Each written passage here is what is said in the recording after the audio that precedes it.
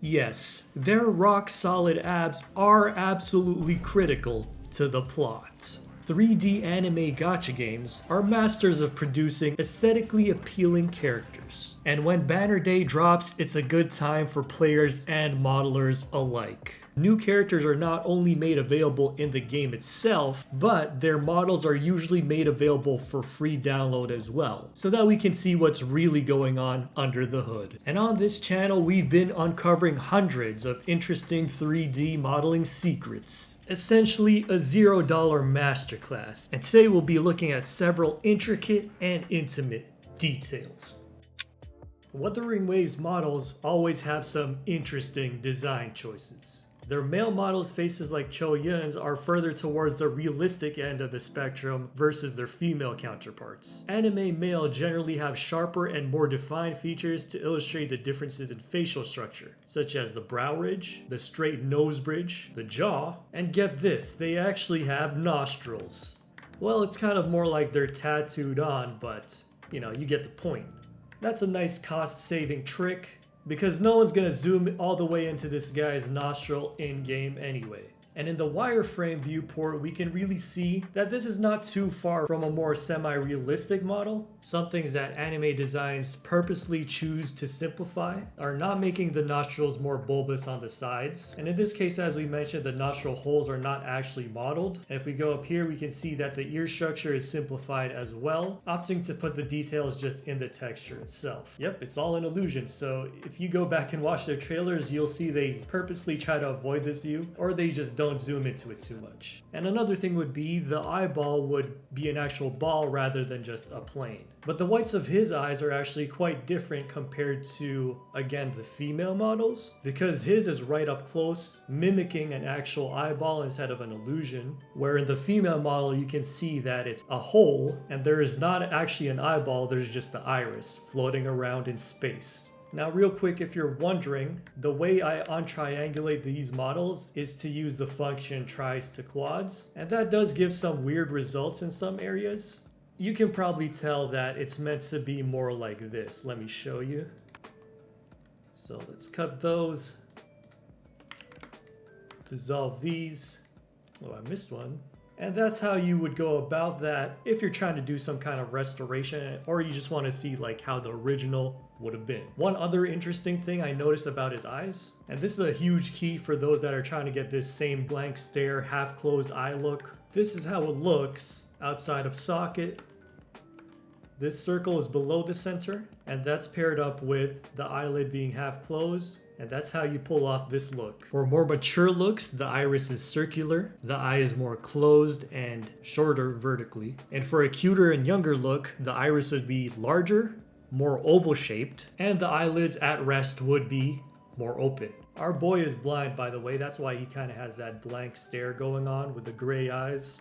And all of these eye elements are individually modeled, every brow and crease, and this is super useful for when manipulating them with the shape keys. That clean and separate topology makes it very easy for creating expressions and creating blinking. It's almost always shape keys when it comes to this, simply because of the level of control that you can have over where each and every single vertex of your eye goes. All right, now let's check out what this boy is packing. Sorry, I meant to go up here where his abs are.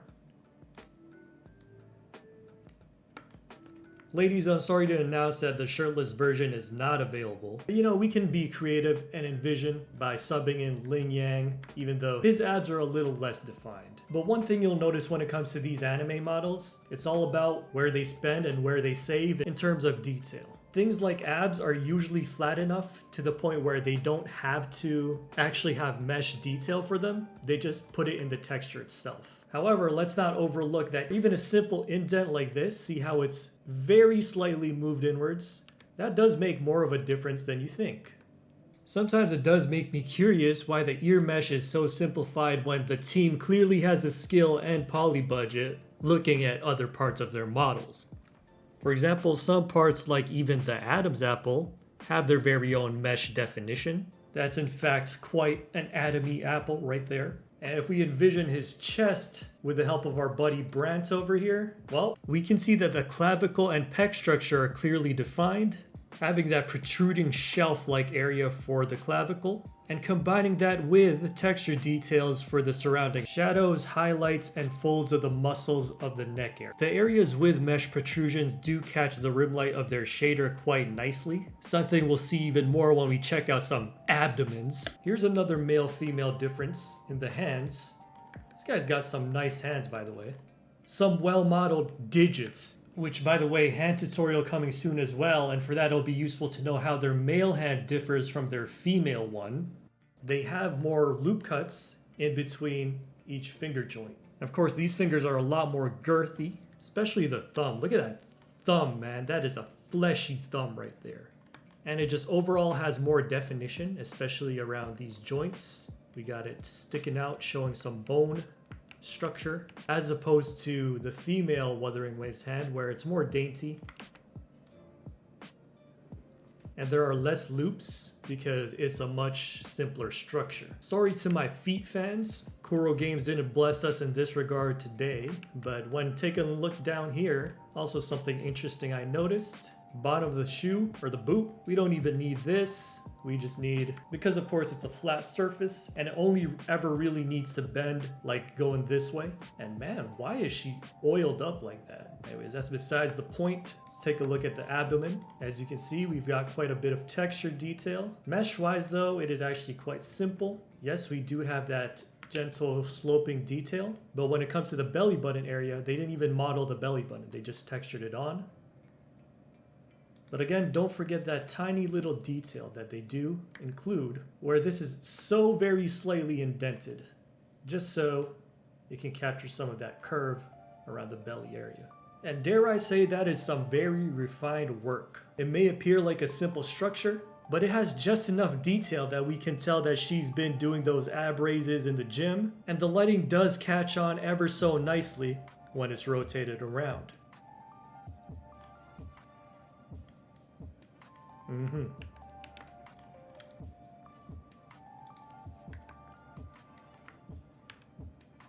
It's amazing how much heavy lifting the base texture does. I mean, everything plays its part, but just take a look at that. Now, real quick, I know we've been mostly focusing on female characters on this channel, but we will definitely have more male character reviews like this one and tutorials as well. If you have any suggestions for specific characters to review, please do so down in the comments. I would appreciate that.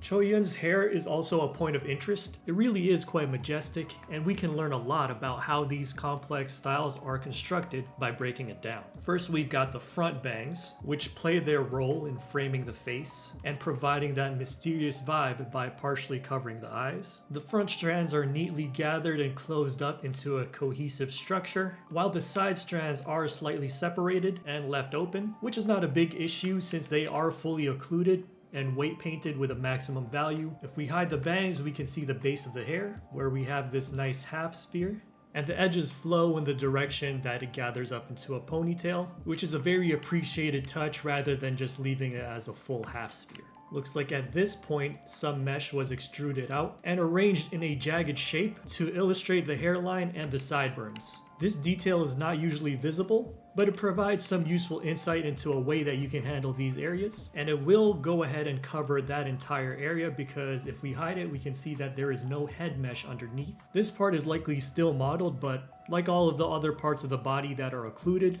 it's removed to save some vertex budget in the final product. Then we've got a few loose strands of nape hairs, not too much going on here. And then of course, the largest part of the style itself, the ponytail, which as we've reviewed before, it flows outward nicely to create this separation between the body, gives it a nice shape and conveniently avoids clipping. And again, these complex styles can look intimidating, but as a quick look back to the concept we learned in the Cantarella video, one way to tackle hairstyles like this is by identifying and creating the base shape, and we can kind of make out something like this. So if we can create that, then all there really is to it is creating all of these offshoot strands. And this model in particular has lots and lots of offshoots at different points in the mesh, at different lengths, creating that disheveled look, but they are all neatly merged into the main structure itself.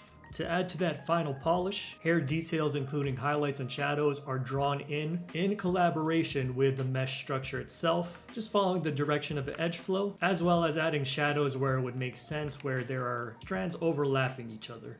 This is demonstrated nicely in the base as well, where we've got these shadows that flow nicely with the mesh itself, joining up with them on these little ridges. And it's actually not too hard to create these ridge details. We can simply take our knife tool and cut into the mesh like this, wherever we want to add. Then we select this side and we can indent it or protrude it outwards. And there are just so many more techniques shown in this freely provided masterclass, and I wish we had time to go over them all. Just a couple more things to appreciate. We can see how they handle these ruffled and tattered areas of his clothing that have some wear and tear in them. And these are made possible with the use of triangles to add detail wherever necessary, as well as on the outer edges of these ripped pieces of clothing, things like the fur as well. And that does add a nice touch, an extra dimension of detail to the model. Lastly, this ornament is very eye-catching and truly shows their skill on making all aspects of their modeling work together. On the first layer, the topology provides the basic form. The texture complements the edge flow of that topology and creates additional small ridges, which saves them from an unreasonable amount of topology in those areas. And lastly, the shader provides that nice glossy finish, or if we can rotate it around, we can appreciate all of that coming together into this nice little object. And well, that ends our analysis for today. Hopefully these nuggets of information were interesting or will be helpful in your own work. Thank you to my goats for watching all the way here, and there's much more 3D content of breakdown and tutorials for a bunch of different professional models on my channel, and much more to come if that's what you're interested in. Happy modeling, and as always, have yourselves a good night.